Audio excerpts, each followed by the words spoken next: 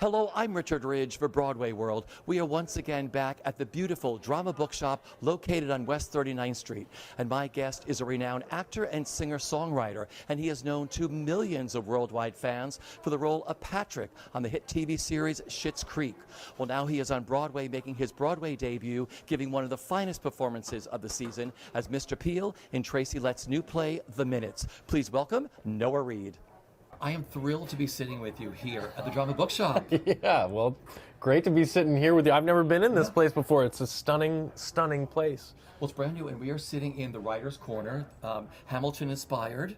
Love with it. these chairs. It's I love also it. very Gilded Age and Downton Abbey, I think. That's right. Then we got some French stuff going on behind us here, right? It's an eclectic mix of things. Yeah, but supposedly everybody sits here and writes.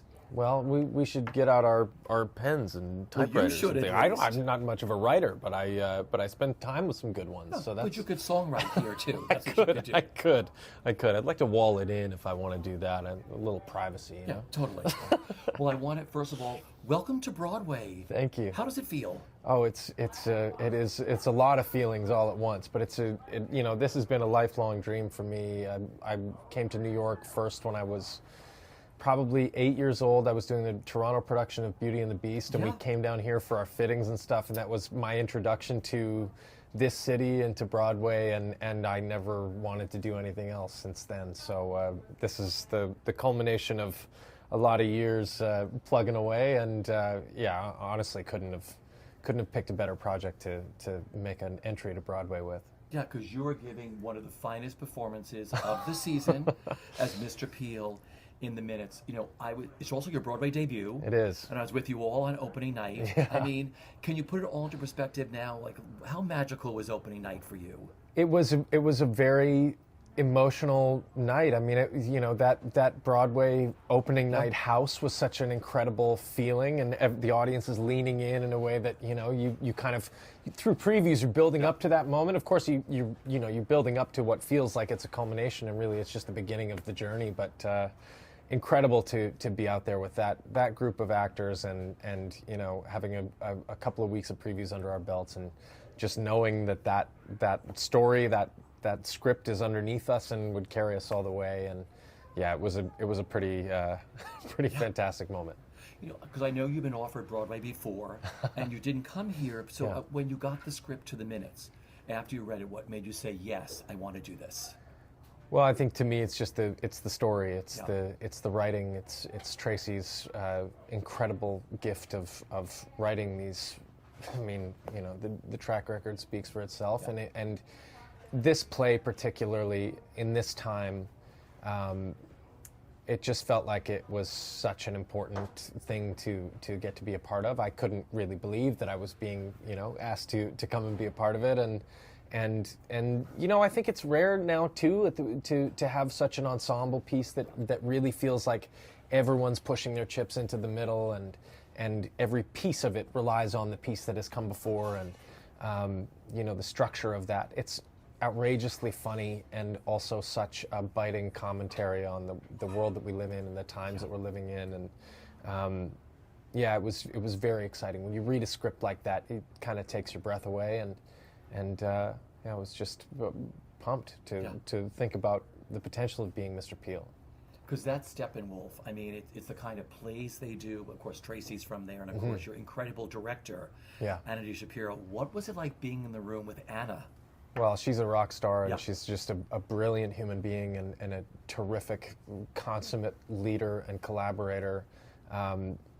Just razor sharp, hysterically funny, deeply human, empathetic.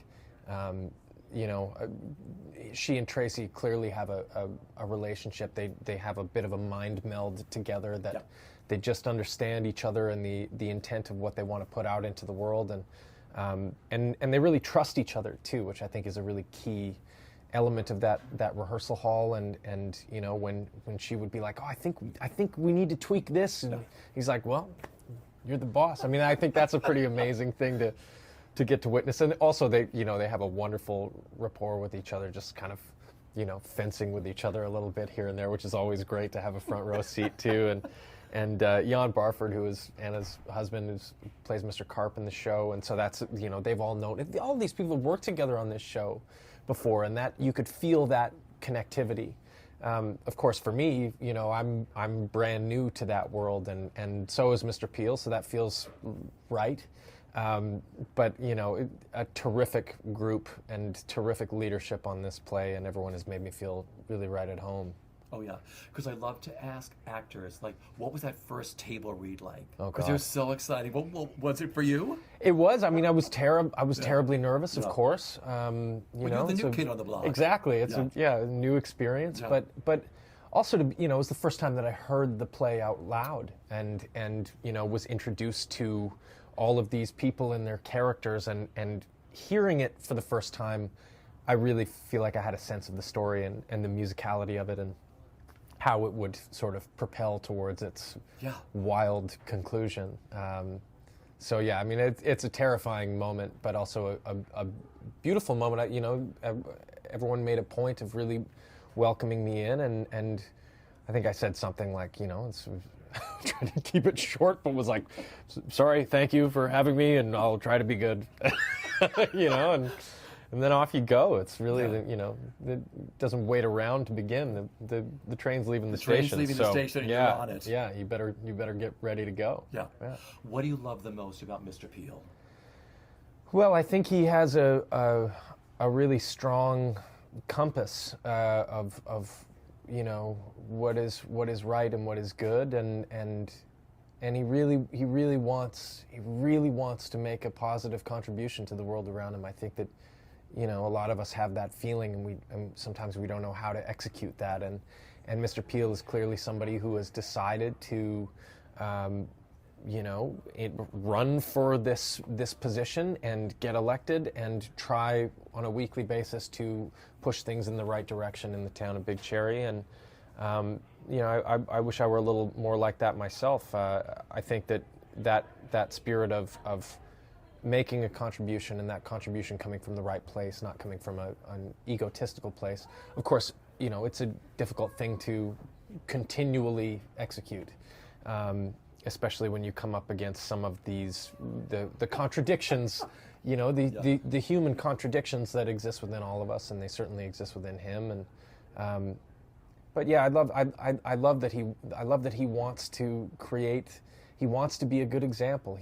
I think he's learned that from his leadership system, and he wants to provide that for his young child and for the society and for the town. And I think that's admirable. Okay, just living in the world of Tracy Letts. Because, the play thinks it's one thing, and then it becomes something totally different. Yeah. And you all do, too. Yeah. Well, he has a knack with this kind of this balancing act between humor and danger, and this cast excellently explores that line. Yeah. And I think having him on stage too, and sort of guiding us through that play as the mayor. He's such a terrific performer, and such a clear thought process. Obviously, he knows the play, very well, intimately. But yeah, it's a very cool experience to get to deliver this story with him on stage as well. That must be the coolest thing. Like, not only is he the playwright, but he's also your co-star. He's the boss, man. Yeah. He's the boss. I want to go back to the beginning for a second. Growing up, where did your love for the theater begin? Well, my family are all they're all visual artists, but the theater has been a huge part of their world. I think particularly for my dad, my mom was an actor in her young life. I think in her school days, and had that kind of the desire to perform. And my dad probably, I think he talks about a production of My Fair Lady that he saw in London, Ontario as a kid that really drew him in. And I think those moments where the theater reaches out and pulls somebody in, they can be very powerful. So my sister and I had the benefit of going to a lot of theater in Toronto, and Toronto has a brilliant theater scene, and it has certainly helped me get here in a lot of different ways. But seeing some of the, we have a Shakespeare in the Park in High Park that I remember going to as a 5 or 6 year old and seeing Midsummer Night's Dream, and just having a blast at bottom turning into an ass, and the whole thing. I mean, it's just that the magic of the theater really, really drew me in and activated some element of my imagination that as I got older, I knew I wanted to be a part of it, if at all possible. I had that performative instinct, probably more purely when I was a child than I do even now, but it's an incredible thing to get to grow with, and I always have loved seeing shows and talking about them for hours afterwards, and who saw what, who experienced what differently, and I think some of the greatest writing, some of the writing that puts human beings directly in the crosshairs of what it is to be alive and what it is to be human, and how do we make decisions, and what ramifications do those decisions have. That's the thrill of the theater for me, and the audience is implicit in that, and the reader is too if you're reading scripts. And it's I don't know, it's an ancient art form, and it's survived for a reason. So growing up, you went to, is it Etobicoke School of the Arts? Yeah. Were you there at an early age? I was there probably grade 9. I was probably 14 when I started there, and that was life-changing for you, wasn't it? It was. I mean, having an opportunity to be a part of it's a public school, but it's a specialized, you have to audition to get in. I understand they're trying to remove the audition process and kind of randomize that, which I think is really awful, because I think that people learn differently, and if you're somebody who is different, I mean, going to that school, to me, being different was a strength. It was not something to be covered over. It was an opportunity to explore another avenue that could turn. I mean, and for a lot of graduates of that school, it does turn into a career in the arts. And I don't know. It was a terrific place to be a young person and to explore. I can't say I was thoroughly well behaved, but I did get to. I played John Proctor when I was 17. That kind of thing. That has really, I think, solidified a foundation of the theater and the arts within my life, and I've benefited greatly from that. Yeah, but you started out as Chip in Beauty and the Beast in Toronto, right? Yeah, when I was 8 years old. Yeah. How did you get cast? Well, I had really, great question. I was 6 when I did a community theater production of Oliver. I played Oliver at the Music Theater at Etobicoke, and I really wanted to continue to do this. My parents were like, "Oh God, okay, well, sure, if this is important to you."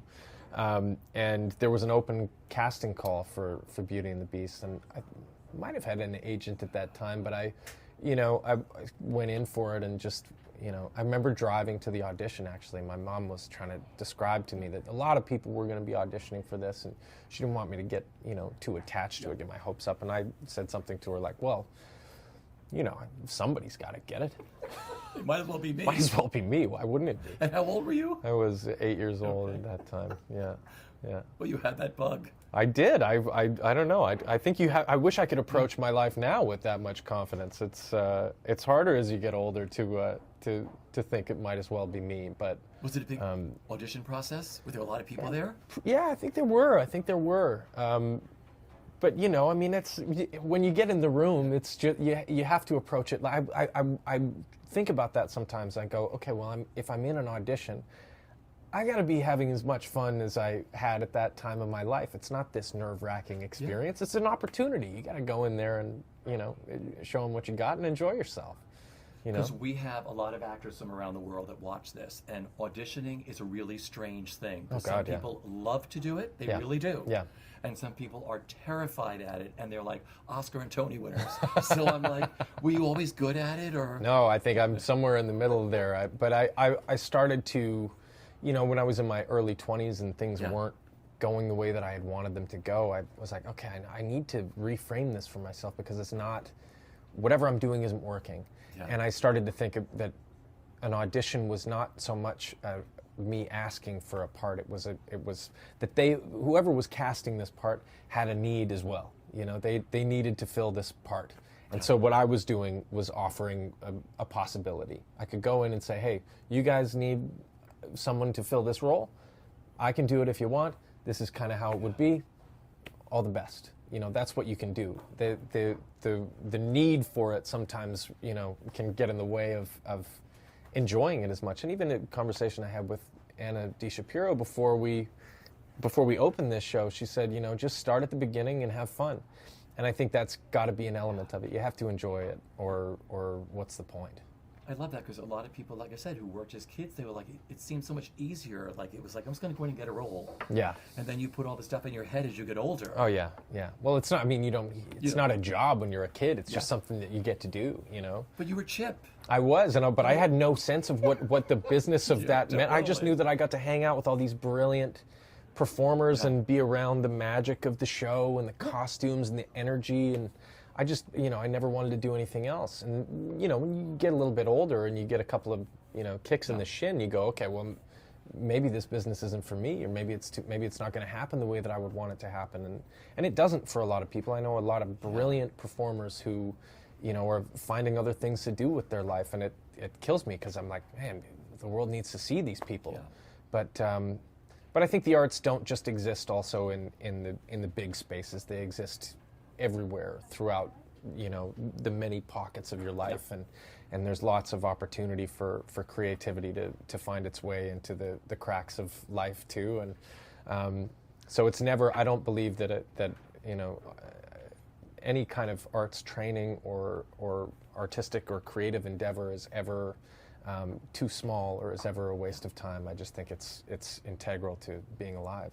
You've also done a lot of voiceover work through your entire career, but you started, how old were you when you did Franklin? I think I started when I was 9. That would have been just after Beauty and the Beast, and yeah, what a blast. That was a very cool... How much fun was it doing that, and just doing voiceover work in general? It was great. It really felt like it kind of...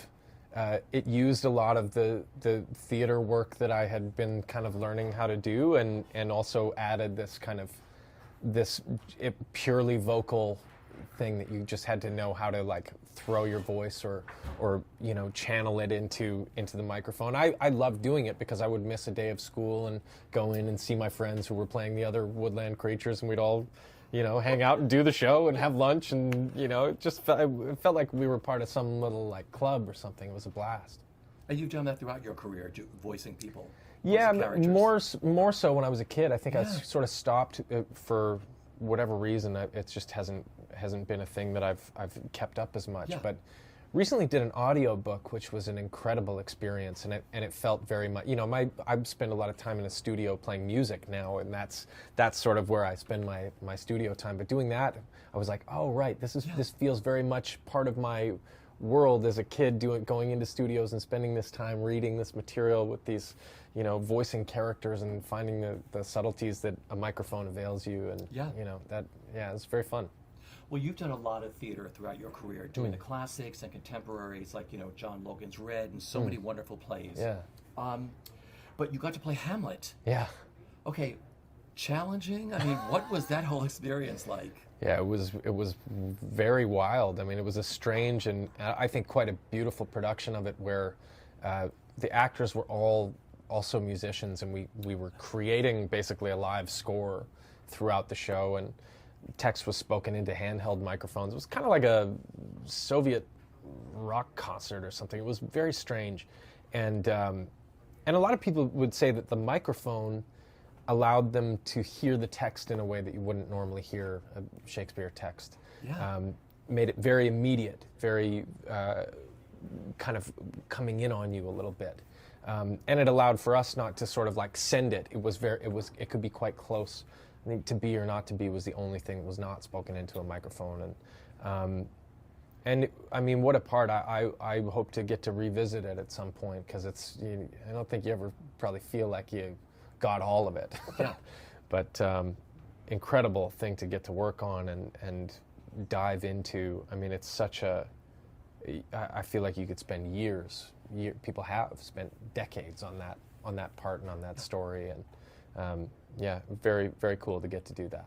No, because a lot of actors who I speak to, they're like, these stars will be like, oh my God, I tackled that when I was this age. I'd like to do it again because I have this, this many more years of experience. I'd like to tackle that role again. It's like with Shakespeare, like I want to keep going back to it. Yeah. Well, I was talking to Austin Pendleton about it, and he was like, well, I'd like to do it again. He's 82, so I mean, who knows? You can keep on playing it. He must be so incredible. I mean, your whole entire company that you get to share that stage with. But I'm just sitting there watching Austin Pendleton. I'm like, he's genius, as they all are. He is truly remarkable. I spend a good chunk of the show watching him and Blair Brown on that side of the stage, and just kind of. Sometimes I have to remind myself that I'm doing the play because I just want to watch them. You've also done so many incredible films. I was turned on to one of your films, I think in 2012, Old Stock. Oh yeah, one of my favorite comedies. That's when I first was aware of you. No way. How much fun was it doing that film? Oh, it was a blast. It was a low budget film that we shot in Toronto, and that was a great experience. A strange little story of a young man living in an old folks home because he didn't want to engage with. He'd accidentally been he'd been a part of an auto accident that had affected a friend of his quite significantly, and trying to work his way through it. It was offbeat comedy, brilliant script by Dane Clark and directed by James Genn. I had a great time on that. A lot of fun. Yeah. A lot of fun in that. You're also known to millions of fans around the world, of course, playing Patrick on the hit TV series Schitt's Creek. There are Schitt's Creek books here. I mean, everybody. Oh my God! Yeah, right. It's wild, but I mean, like, everybody you talk to. I mean, how life-changing was that role in that show? Yeah, it's definitely has. It's the reason that I'm here. An incredible group of people, obviously, to get to work with, and to be a part of that story too. And that I think that show really. A lot of people will say, helped people through a difficult time during the pandemic, and I think, in general, its approach to the balance of humor and heart really connected with people, and it's amazing. We haven't been shooting that show for many years, and people are still. Coming up to us on the street and letting us know how meaningful it was. A lot of people are coming to the minutes who have, seen the show. And I think I'll continue to look back on that experience throughout my life and understand just how meaningful it was. Okay, season 4, doing your acoustic version of Tina Turner's Simply the Best. Not only did it go viral, it was on all the iTunes charts. Yeah. And I mean, when you got to that table read, did it say Noah is going to sing or Patrick is going to sing? Oh yeah. Dan had said, I had just read the script for the first time before the table read, and I went up to Dan and said, "You're going to make me sing, huh?" And he was like, "Yeah, and that song is actually it's very important to me, so don't fuck it up." I said, "Okay, thanks, Dan." So I tried not to. Yeah. But an amazing opportunity that he gave me there, and the license I think to run with that and arrange it myself and made it feel very personal, I think, and I wanted it to be something that felt like it could be from Patrick and not from me, that it felt like it had to be in character and something that he could pull off, but it also had to be really good because it had to represent this moment of effectively a gift, and a proclamation of love and understanding. And I remember Catherine on the day just, struggling to keep it together and, turning around and wiping the tears out of her eyes. I was like, I think this is working. They are like the biggest ego-free cast. I mean, everybody who works on that show. Yeah, I mean that's from the top down. From Eugene and Catherine, just the generosity and the brilliance of those two are, if they're showing up and getting it done at that level, it really raises everybody's buy-in level. And I honestly, I mean, the two of them. It's obviously a very storied career, and those two together in that story as those characters, just incredible to get to see up close. I want to talk about your music. You have 3 great albums. I told you I have to turn on to a lot of your music. The first album is called Songs from a Broken Chair. Yeah. The second one called Gemini. Yeah. And the third one, which I believe is coming out in June. That's right. Adjustments. Adjustments. And you have just dropped a brand new song from that album called Yeah. Minneapolis. That's right. What can you tell us?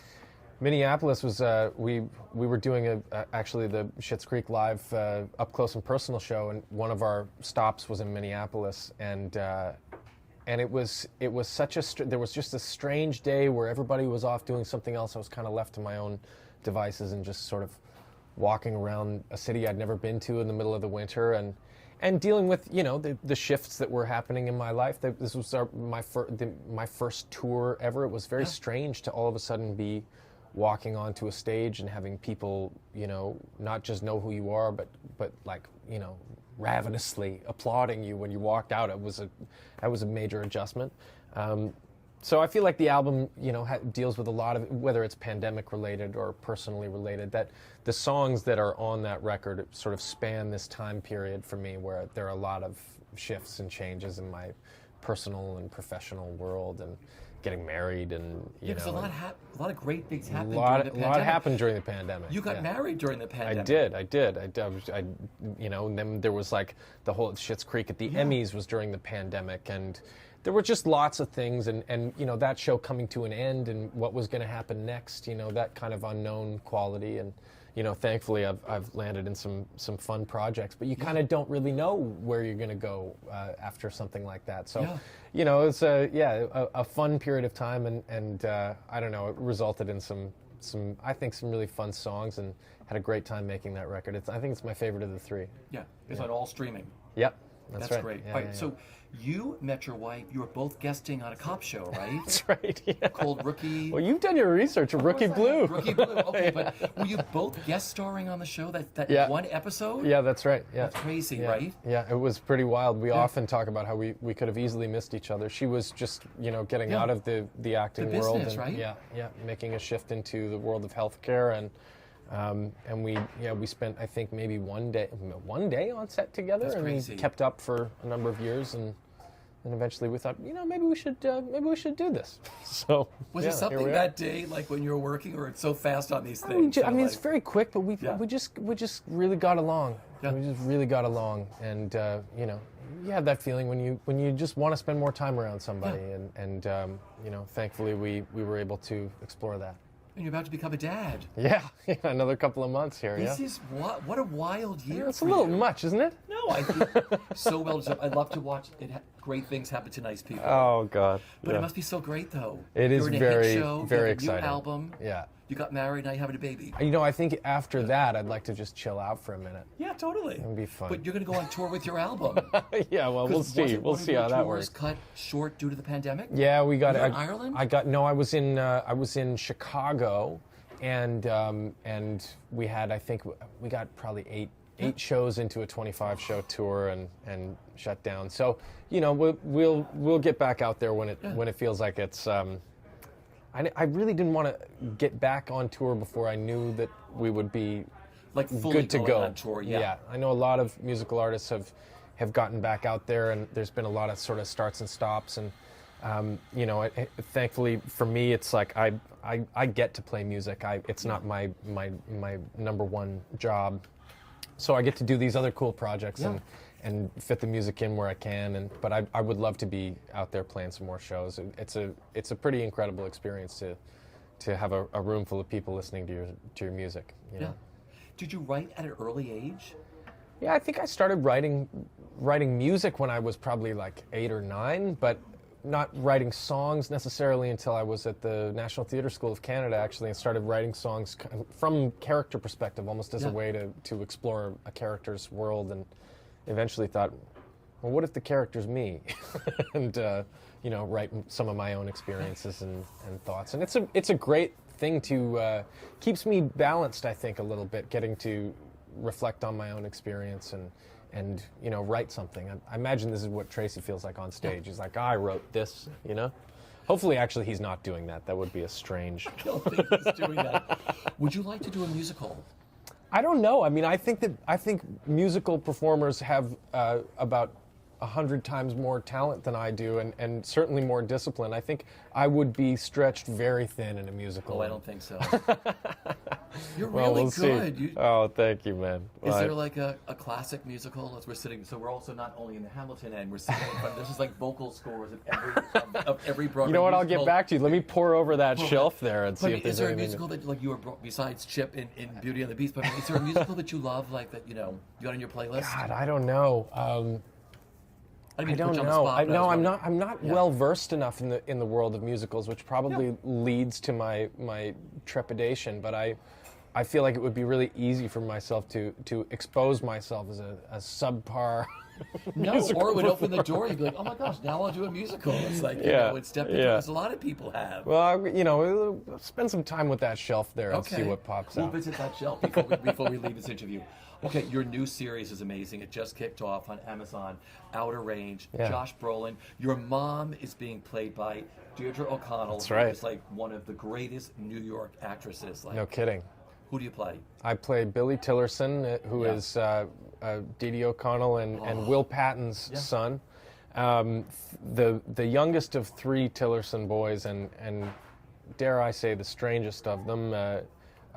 Billy sings. Billy experiences the world almost exclusively through song. He's I see a musical. but they kind of arrive to him like they're like prophetic visions, or like like a kind of a pool of spring water or something that just comes out of the earth. I mean, he's such an elemental character and enigmatic, and I think beautiful and dangerous, like the wilderness of Wyoming that he's living in. So incredible project, incredible cast. Lily Taylor, also Imogen Poots, Tom Pelfrey, Lewis Pullman, just a ridiculously cool cast. And my friend Tamara Podemsky, who did Rent here in New York many years ago, and I'm being blessed with some pretty stellar ensembles in my life, and grateful to be a part of them. If you could sum up the best part of the experience, I know it's new with the minutes, but I mean, it's been a dream of yours to come to Broadway. You're working in the most incredible play with the most incredible, talented group of ensemble actors. Like, what are you enjoying the most? I think really just, beginning the play and not knowing quite how it's going to unfold throughout the show, and getting to stand in Mr. Peel's shoes and watch this kind of wild meeting take place, reminding myself to come at it fresh every night and relishing the opportunity. I mean, it's to when the lights come up and Tracy Letts is coming at you and you can feel the pulse and the hum of the audience. That's a really special feeling and something that I hope to get to do for many years to come. Yeah.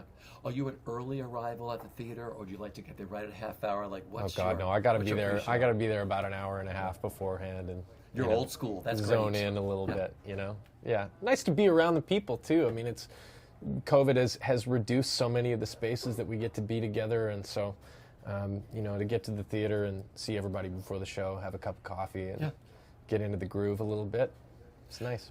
Finally, because of your success on Schitt's Creek, many people may be coming to the theater for the very first time, like, I love Noah from this TV show. Right. I've never been to a show, and you're going to introduce them to this whole new medium.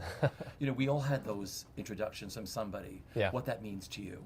Oh, it's incredible. I think that obviously this is the center of the theatrical world, and I think what Tracy has created here is incredibly special, and so if this is an introduction to the theater, then it feels like a pretty good one, and I mean that's a special thing I hadn't really considered, but I know who those performers are for me, and some of those shows for me growing up in Toronto and going to Stratford and seeing shows at Canadian Stage and all of these incredible experiences in my life that I look back on. I hope that this is a part of some foundational theater work in somebody else's life.